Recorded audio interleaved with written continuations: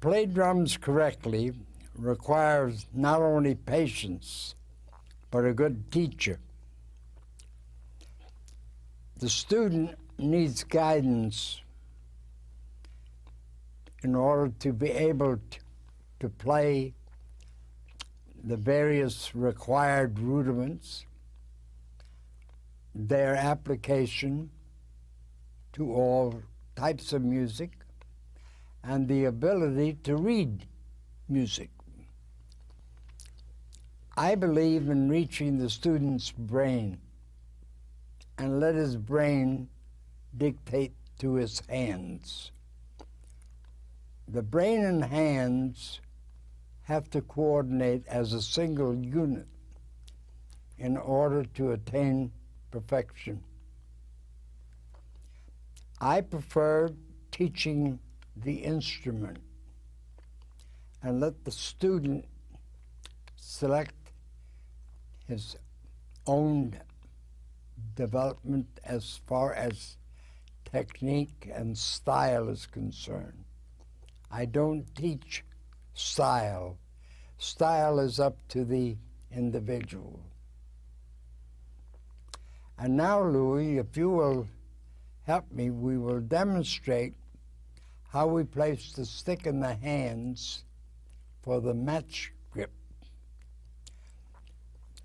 You turn your palm downward, you crook the middle finger, and the stick is placed in the crook of the middle finger, which is actually the first joint. You bring the forefinger, which is the index finger, and the thumb toward the stick so that the stick touches between the first and second joint of the index finger. The thumb, meanwhile, is facing the index finger, and half of the ball of the thumb touches the stick. And now you have a three-fingered grip with a very narrow fulcrum or balance point. The narrower the fulcrum or balance point, the better the stick will rebound. Now, as far as the distance from the butt end, do you know where to hold that stick, or how would you hold the stick from the butt end as to where the proper balance would be? I think you taught me this many, many years ago, Murray. Yeah. Where the balance has to do with when you have that middle finger and you feel the bounce coming from this position onto the head. All right, let's try it. So if I'm doing this and the bounce,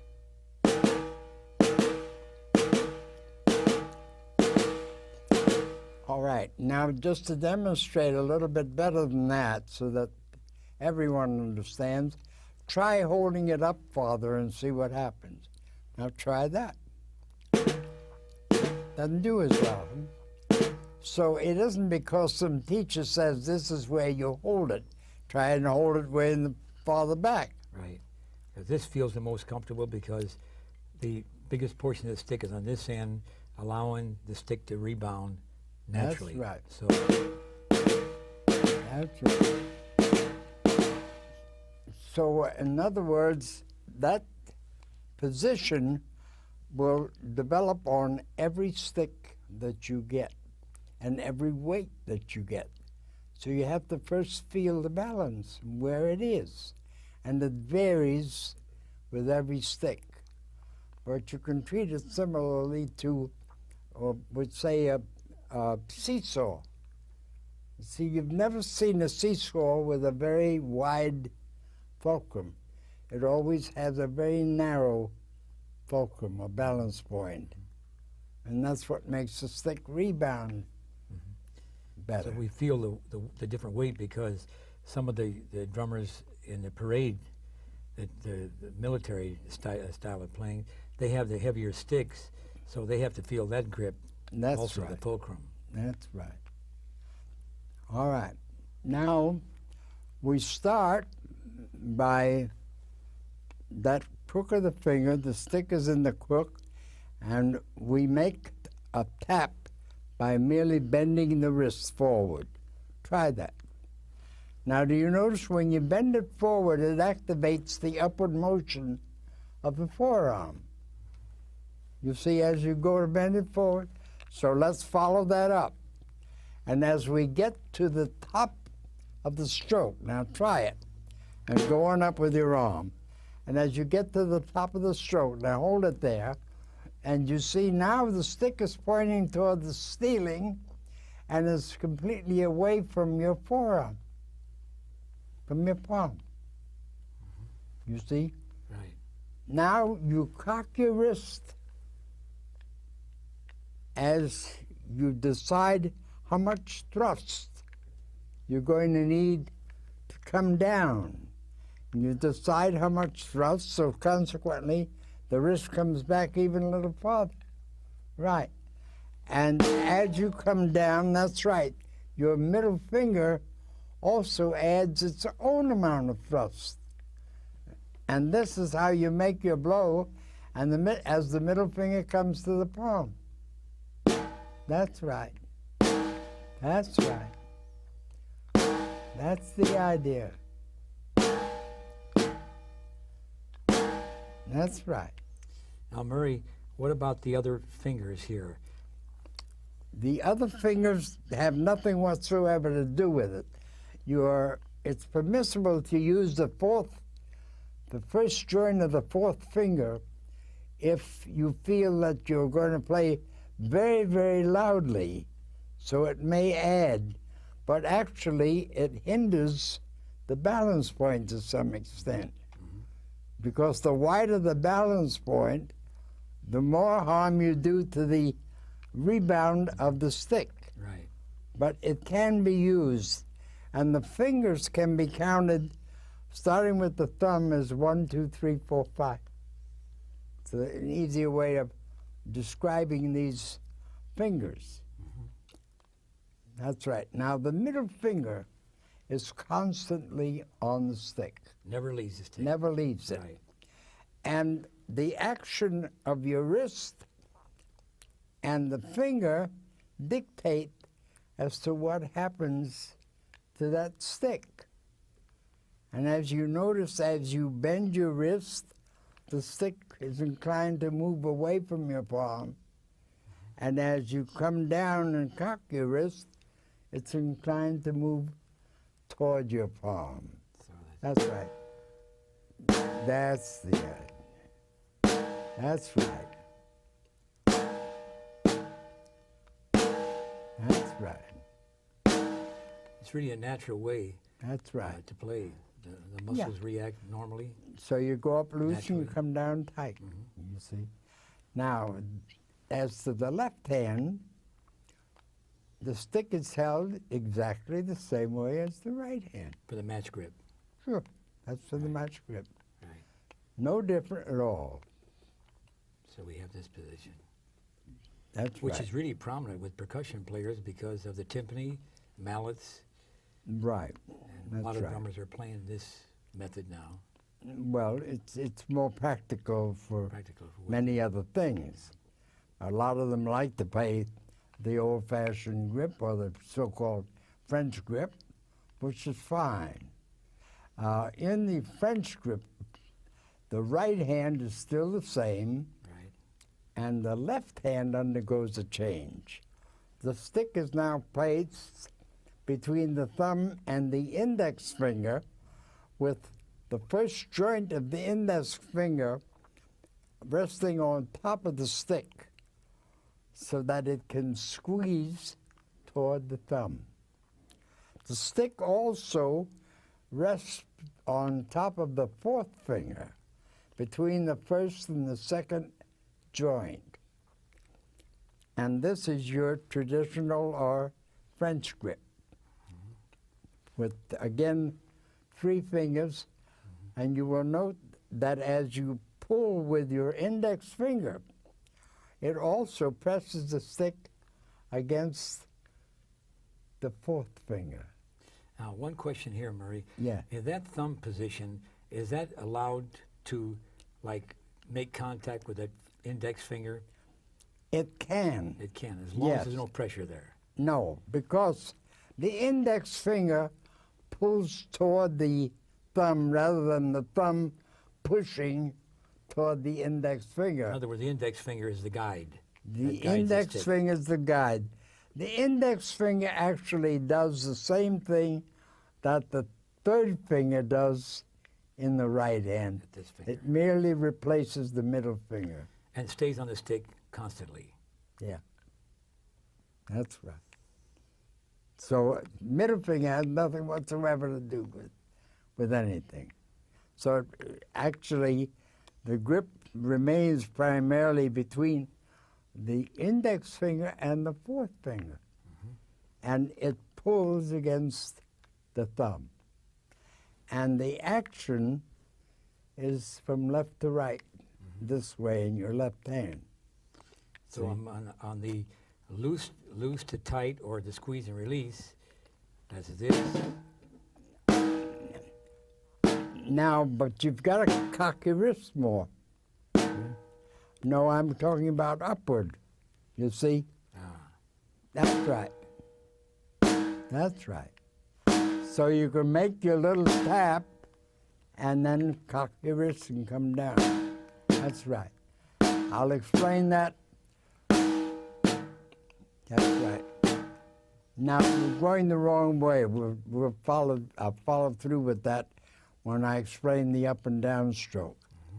Because you see, when we make an up and down stroke, we're going up and then we rest coming down.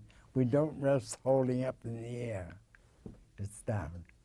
All right, so much for that. Now, so that's your French grip. Just uses this twist of the wrist, turn of the wrist. But you see, it looks like the side view, and that's why it looks so different. But the bend of the wrist creates the same situation. If we turn the hand over, you would be bending the wrist exactly the same way that you bend the right hand. Right. You see, only you bend toward the right hand, so it looks different, but you're just looking at a side view.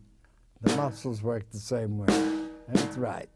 No, the release is on that little tap as you go up.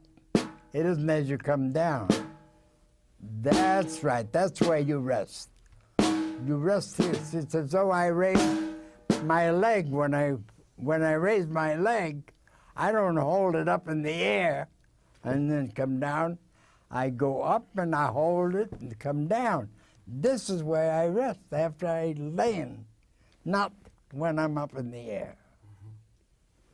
So it's always up, down, up, down. And the release as you go up, you see releases here. Now I'll explain that a little bit in more detail when we get to the so-called up and down stroke.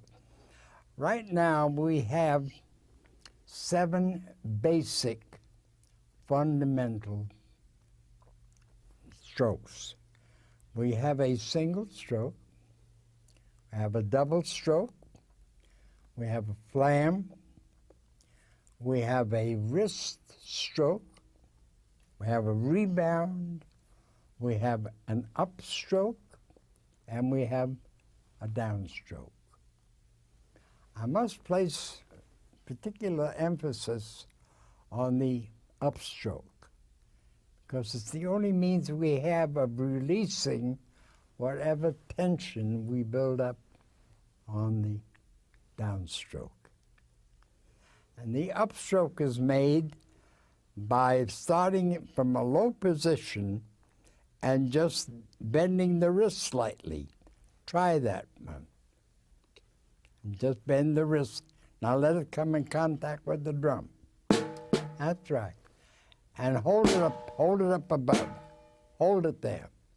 Now again, you see, as we get up to the top of the stroke, the stick is already away from the palm and it's pointing toward the ceiling.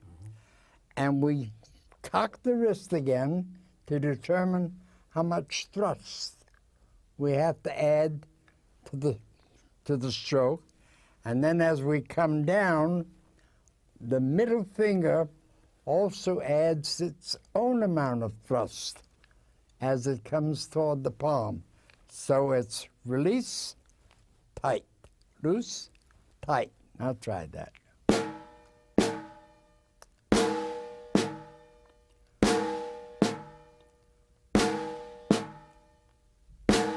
Right. So you see, the release is merely the fact that you're not trying to strike the drum. It's the fact that you can't avoid it. Because the minute you bend your wrist, if you're that low, it's going to make its little tap. And the minute this bends, it releases all the tension in your forearm. So you play loose, tight, loose, tight, loose, tight, which also is, again, squeeze, release, squeeze, release, squeeze, release. See how that begins to work? You want to try a couple of those? All right.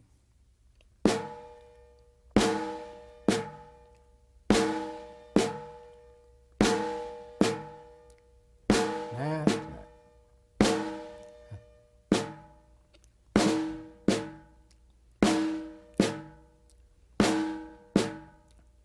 Now hold it a minute. Now cock your wrist more as you go up, because you see your only thrust comes from the rate of speed at which you turn your wrist. No, you see, you're raising your arm and you're pointing downward. Turn. That's right. That's where all the horsepower is. That's right. See, that's where the horsepower is. From this thrust here, not here. Because all this does is make you raise your arm and poke your elbow out. Wasted motion. That's right. So it's here. You're practically looking at your open palm as you make your blow. See? So it doesn't require a big bend to release. Tiny little bend. That's right. Good. Okay. And now, Lou, let's demonstrate some single strokes.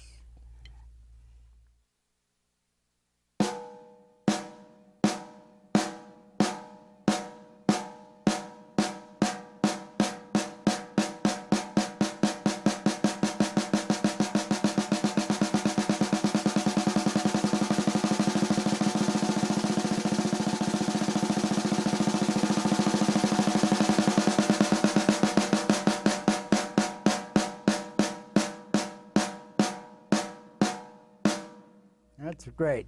Now try some double strokes.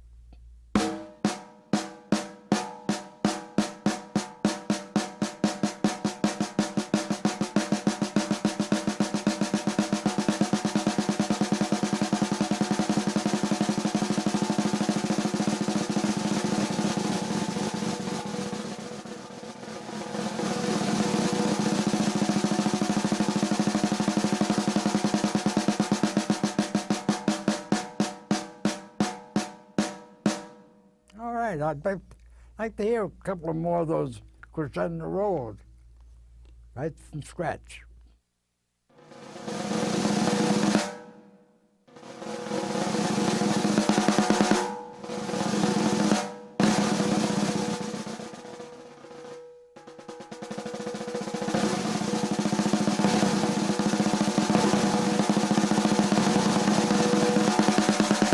Now it sounds great.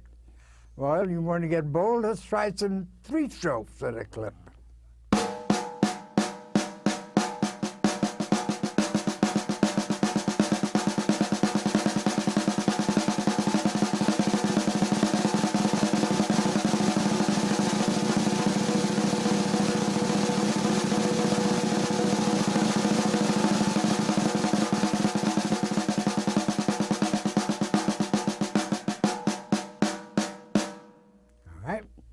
How about a few flames? Okay.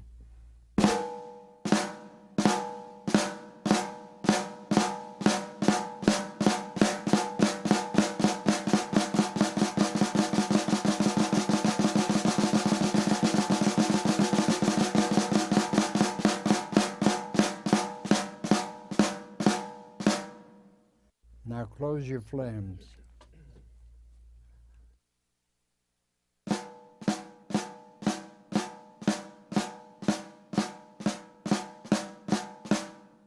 Slow them up. It's better start a little slower. Now close it up so that it doesn't sound patum. Make it sound plum, plum, plum.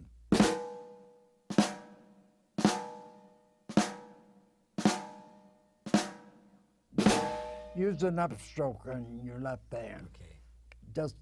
Just release it. See?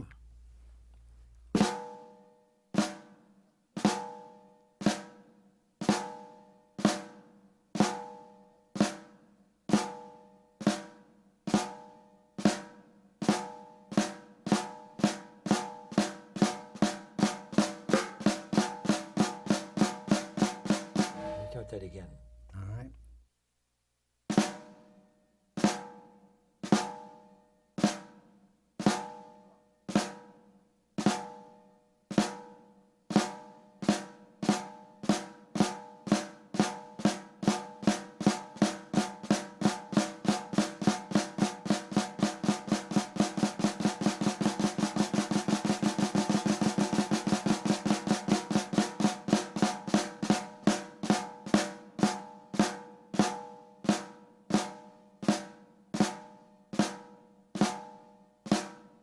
Okay, so actually, all that you're doing is you're making an up and a downstroke.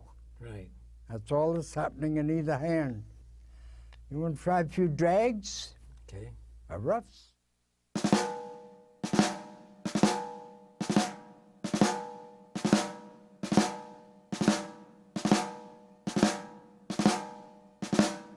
Increase your speed now.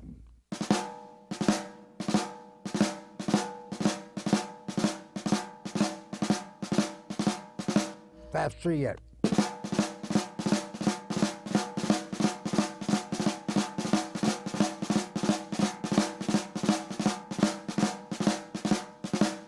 Now here, all you're doing is an up and down stroke, and you're allowing the two beats to rebound. Right. You can understand? Right. It's all one and the same idea. Oh, how about some four-stroke roughs?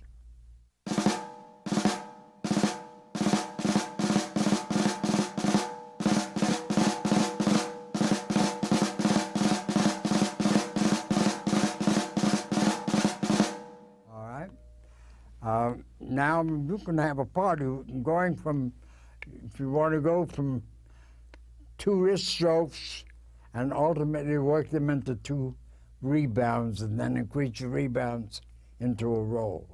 Go ahead. Okay. In other words, mix up what I've been doing. Right. Going to flams.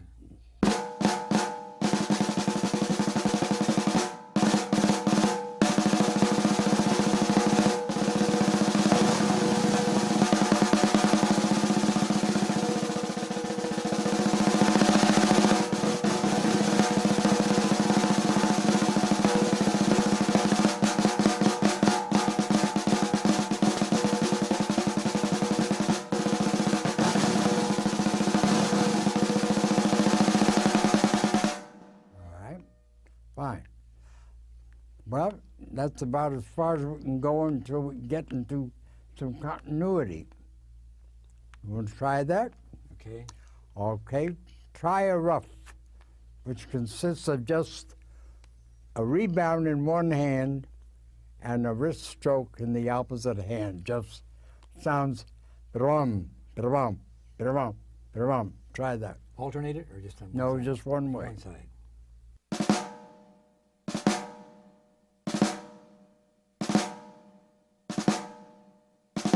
Increase your speed now.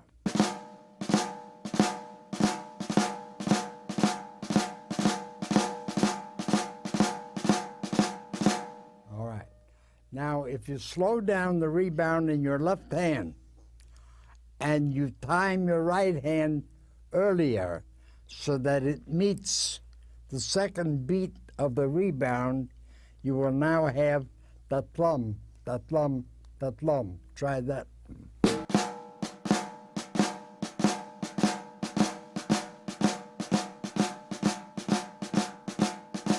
And play that from hand to hand.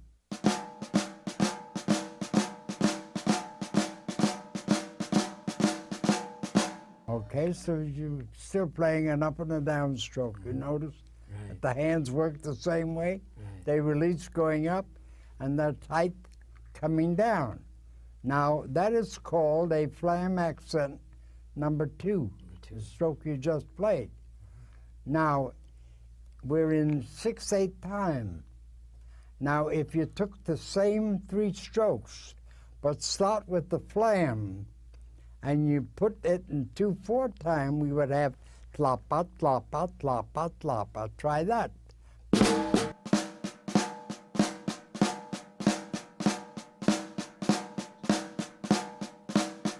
Increase your speed and go faster.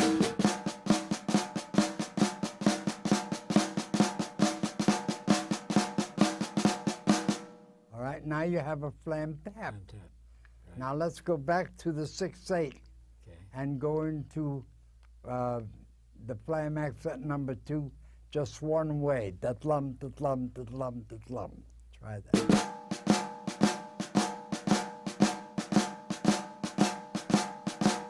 Now, if you play the same thing and just add one additional beat or a rebound in your right hand, it'll sound da-tlapa, da-tlapa, da-tlapa. Try that. And that's called a Swiss triplet.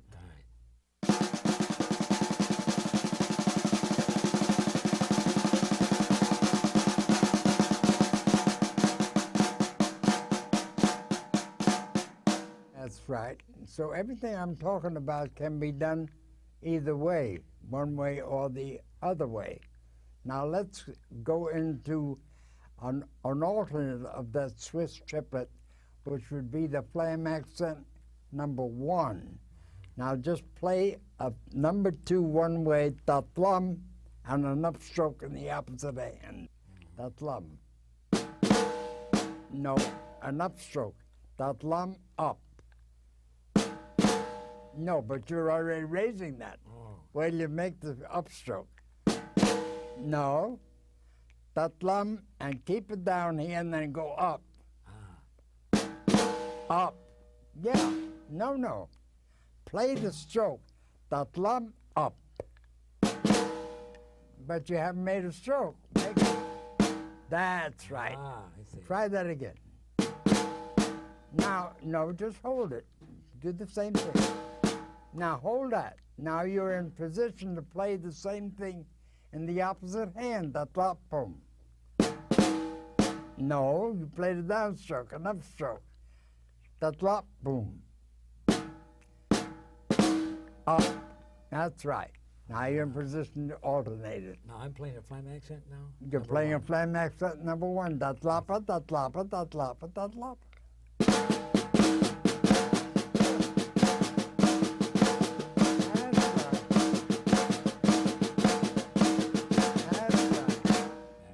So you see, you can derive all of these strokes. If proper continuity is used, it makes the whole thing much simpler because one stroke leads you into the next stroke. Right. So they don't get anywhere near as complicated as you would imagine.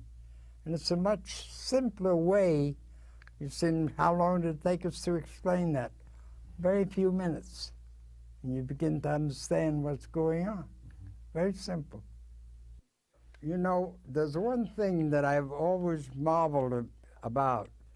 The average legitimate drummer plays a beautiful open roll, plays the worst closed roll that I've ever heard, because they're never taught to play a closed roll.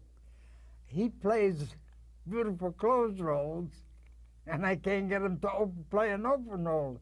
Oh, he can do it. Play an open roll without crushing him. Without crushing it.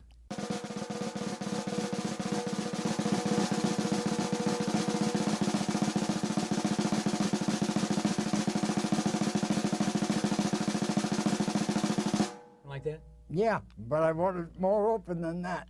More open.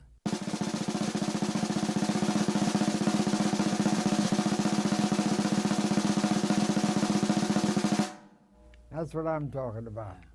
Where you get a very even open roll without the third beat added in. Yeah.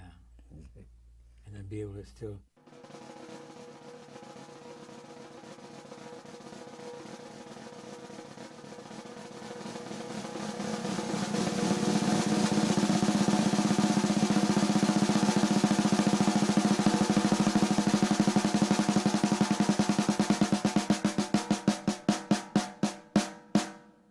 And now, Murray, I'd like to demonstrate on the drum set all these wonderful things that you gave me, the basic training and the wonderful teachings that you've done for me for so many years.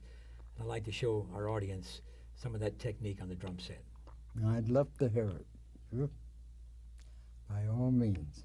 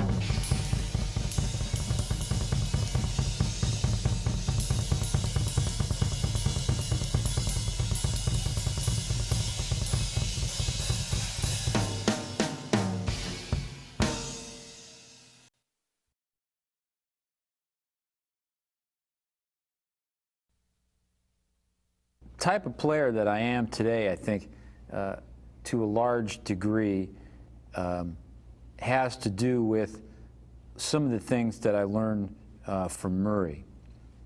And primarily, I think what Murray did for me was him teaching me about the up and the downstroke.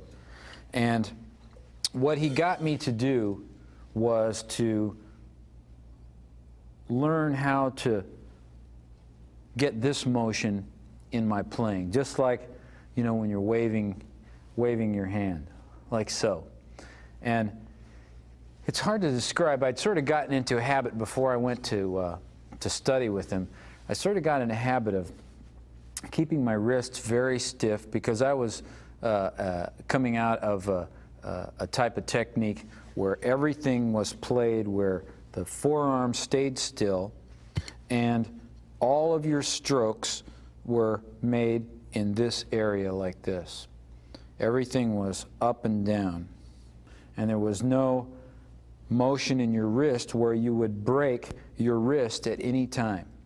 So it was a wonderful technique that I learned, and at the time, this was in the early 70s, really helped me a lot because it helped me a lot with finger control. And but it was also a type of technique that to me had a lot of tension in it. Even though you were releasing a certain amount of tension, to me I found that I had an awful lot of tension in my hands, more than I wanted after a period of years. And what Murray helped me to do was to relax even more, because to me relaxation is a very, very big part of this instrument. And, you know, of course, any instrument, but especially the drums, because I mean, you have all of your limbs involved, and it's incredible amount of things that are happening when you're playing a tune, and your mind is processing all this information and making four limbs move, and so you really have to be really, really relaxed. But I really don't, I don't think a lot about technique when I play. I'm aware of what my hands and feet are doing, but really, my technique, I only have taken it to a level where I feel it serves what I do. And the reason that I studied with Murray, I went back and sort of started at square one. He took me all the way down to the bottom. He says, my friend, you're in bad shape, he tells me. So we started all over. I mean, I went through Podemsky, I went through the entire stick control book, I went through all the rudiments, and he taught me all about the up and down stroke.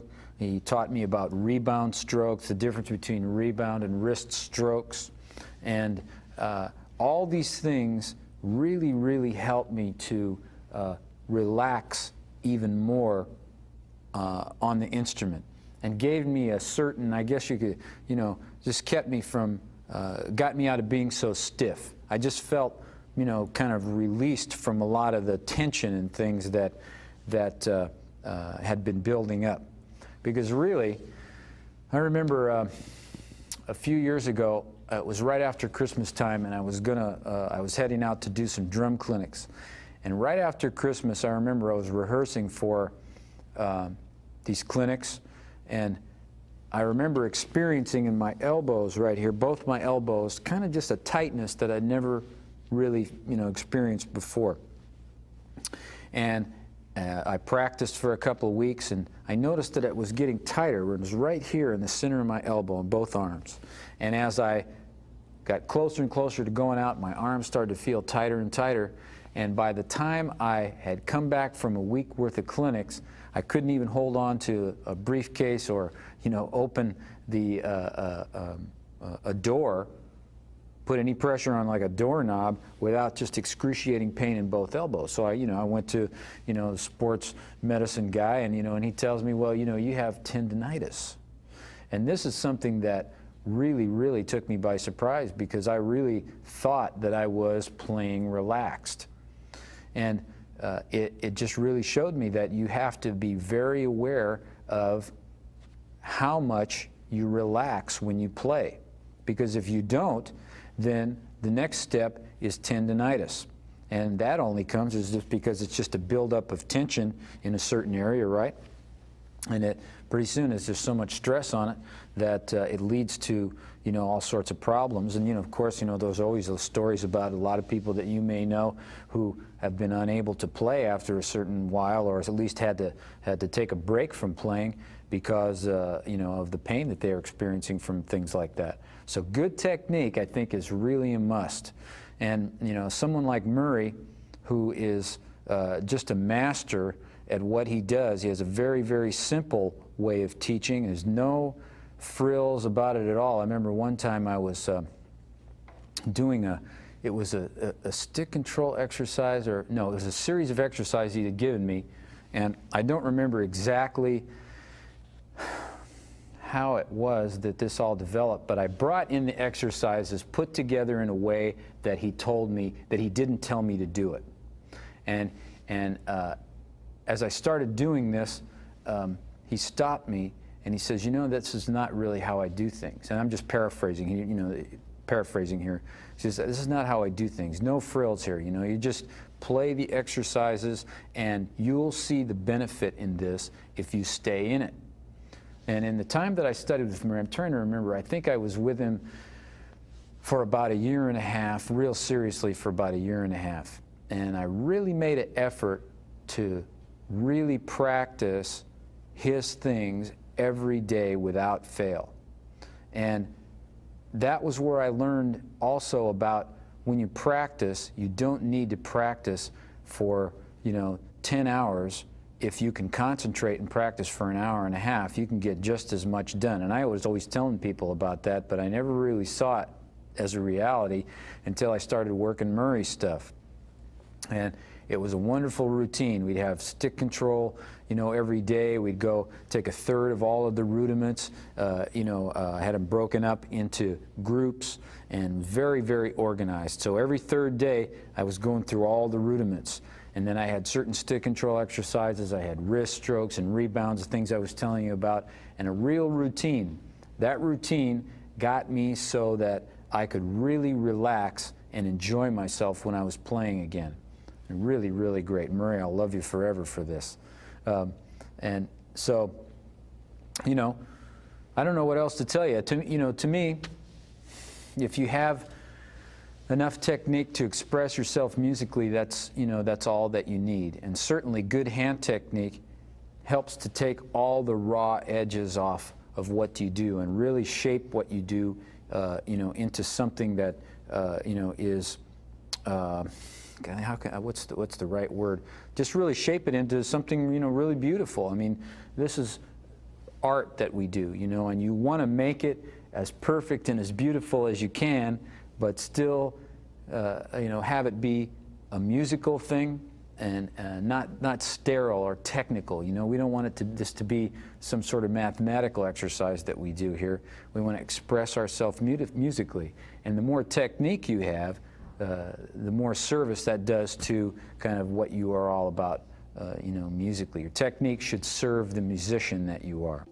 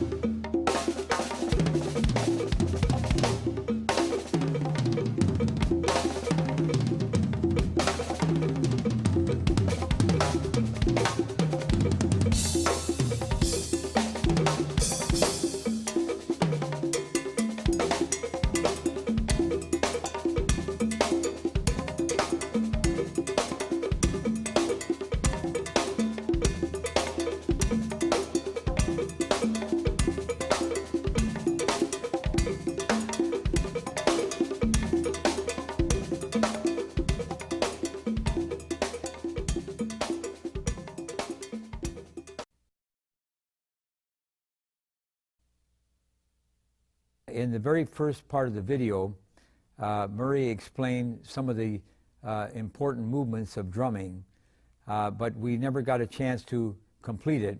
So today we're going to get into the squeeze and release system of the finger style playing. First of all, to reiterate, we got into the left hand position, which I'd like to explain a little more again thoroughly. The left hand position is this. With the first finger, the index finger is looped over the stick, the thumb is away from the first finger, and of course the third and fourth fingers just act as rebounding fingers. But the control is with the index finger, so you have this position for the left hand. In the right hand, the fulcrum is, in both cases, is 1/3 from the butt end of the stick. And the second finger here is the means of direction. Now, we brought this up with the very first lesson in this video with Murray Spivack, but this is something you can always work on. But this is the normal position for the regular conventional way of playing with the left hand and the right hand. Now, if you're going to play match grip, of course, you just match with the left hand. You do the same thing as you would with the right hand. So you have this position when you're playing match grip. Now, conventional grip, the squeeze and release is used only for accents. And now we know in ordinary playing, when we're doing this, normal playing, no accents, regular hand positions. Now, if we want to accent, we naturally raise the stick a little higher. So this way, there's an accent, there's an accent, there's an accent, there's an accent. Now, with the squeeze and release, we eliminate all the extra motion. And here's how we do it. Now, with the right hand, it's very easy because you have a straight position here, and it's almost like a whip effect. You do this. It's always a blow, but the stick comes back off the head, so you have a clean sound. Now, if you're doing this, match grip, then you do exactly the same thing as what you did with the right hand. So you're doing this.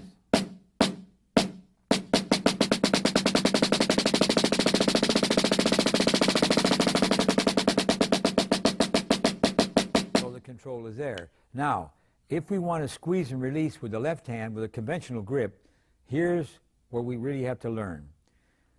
Now, if you notice, I'm going to go into the release position.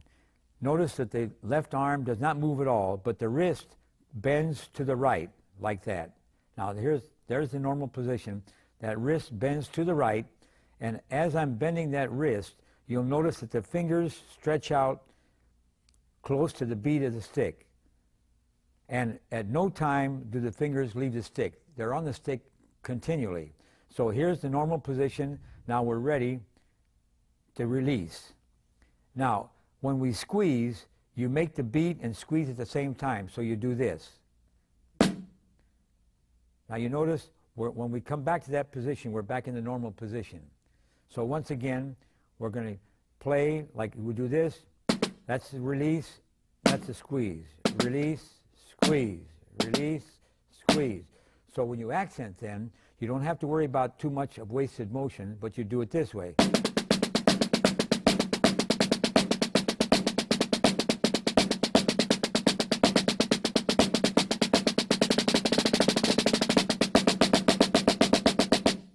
So by doing that, you get a much more relaxed position. You get the ultimate in sound, and you never get tired. You're not doing this. You're not doing too much of this, but you've got all the playing ability here, and everything is loose. Everything is relaxed. And your technique gets much better and better and better as time goes by. Now, it's very important to know when you're taking drum lessons, you're taught to make a stroke, which is this, upstroke and downstroke. That's in rudimental style of playing, which is perfectly all right. A tap is not using this kind of motion, arm motion, but using the wrist. So you're doing this. So it's important to know that when you're playing rolls, as a kid, when I took my lessons, they told me to play a 5-stroke roll, and I I did that. He said, no, a 5-stroke roll. Well, a 5-stroke roll to me is a bounce, and a tap. I call it a number 5 roll. So you can't teach a student this is a stroke and this is a tap. Then you say a 5-stroke roll, so I call it the number 5 roll, 2 bounce tap roll. Let me play a few things so you get an idea how the left hand works and the right hand also, but especially the left hand when you're playing conventional grip.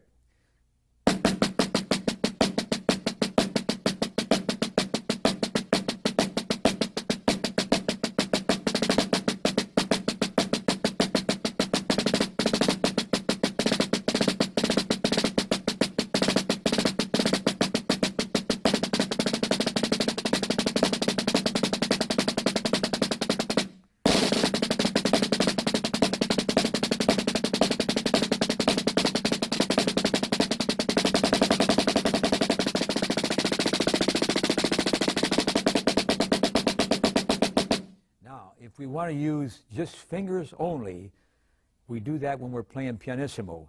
Now you'll notice here.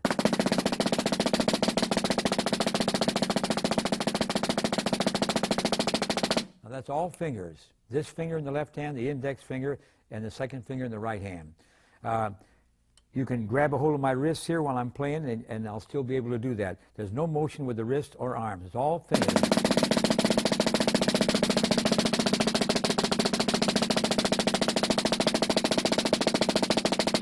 For pianissimo playing. Now we can bring it up to MF, mezzo forte, by using the fingers and the wrists.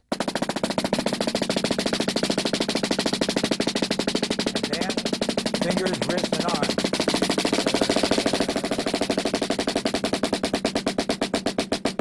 So there you have fortissimo, pianissimo, all by using the fingers in conjunction with the wrist and arm, fingers alone, or fingers and wrist, fingers, wrist, and arm. And at all times, by using the fingers all the time, you take all that muscular load off the hands and the arms and the wrists. And you can play easy, you can play hard, you can play soft, and you never get tired. To reiterate with the left hand again, make sure that the arm, there's no motion with the arm, straight, and you bend that wrist to the right like this. Normal position, here we are. Bend to the right for the release. The fingers stretch down toward the bead of the stick. Now to make the squeeze, we come back to the normal position exactly the same time you make the blow. So it's like this. The squeeze, release, squeeze, release, squeeze, release. So you have to assume this position, come down this way to the bend of the right, because if you don't, if you start this way and then you have to squeeze, you're going to do that, and that's not normal. That's really bad. So we have to assume this position, bending the wrist to the right for the release and come back for the squeeze. There's the motion right there. You can see that's a snap effect, and it worked. You can get all kind of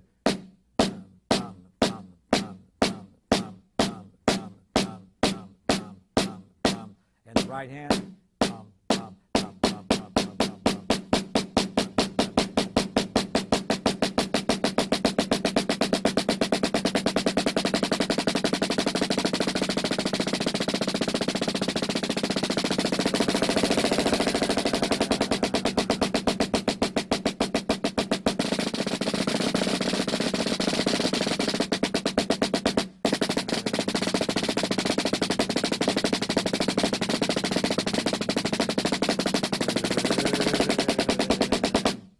Okay, to make sure that these positions are clear, I want to do the right hand first, then the left hand, and very slow motion so you understand and you can visually see the hand positions and what's happening with the fingers, wrist, and arm, so forth.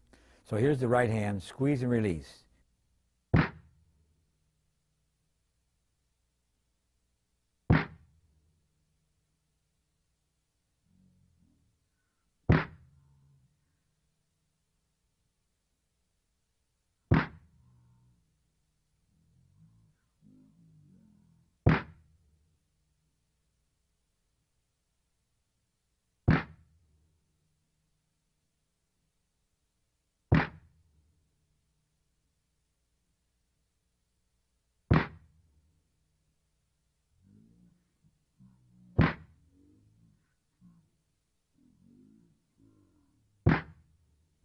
Okay, now we'll demonstrate the left hand where we really utilize the squeeze and release in very slow motion. So we're in this position, release, squeeze, release, squeeze, release, squeeze, release, squeeze.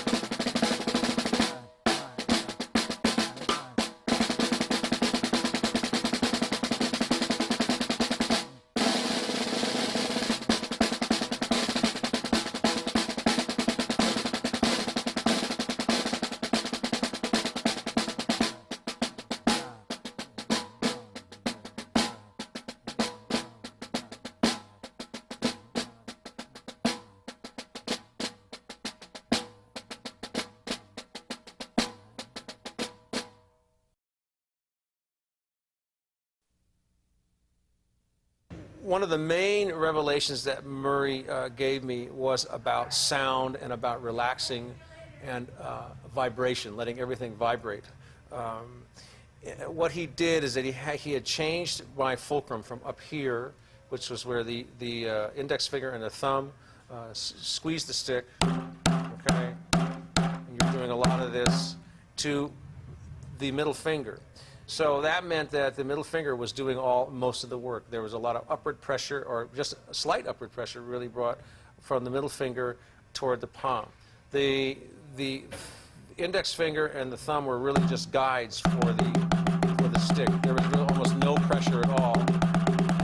So to make accents in a 5-stroke roll, I'm just squeezing with my middle finger. And Murray believed very strongly, he knew quite a bit about physics and about acoustics, that the more everything vibrated, the better the sound would be. So the looser you held the stick, the more sound you'd get out of the instrument. And it was really, I really noticed it in the sound I was getting out of the instrument after about 6 months of studying with him, that I was holding the sticks much more loosely and allowing more sound to come out. You could really hear it or feel it on the jazz ride, because there I was allowing for a lot more bounce and not pulling so hard anymore. The tendency was for jazz drummers was to pull with their back fingers. This, I was letting it ride on this fulcrum and using a lot more rebound. As a result, I started using much heavier sticks to play lighter, because basically it was his idea that the stick could do a lot of the work for you physically if you're able to control rebounds.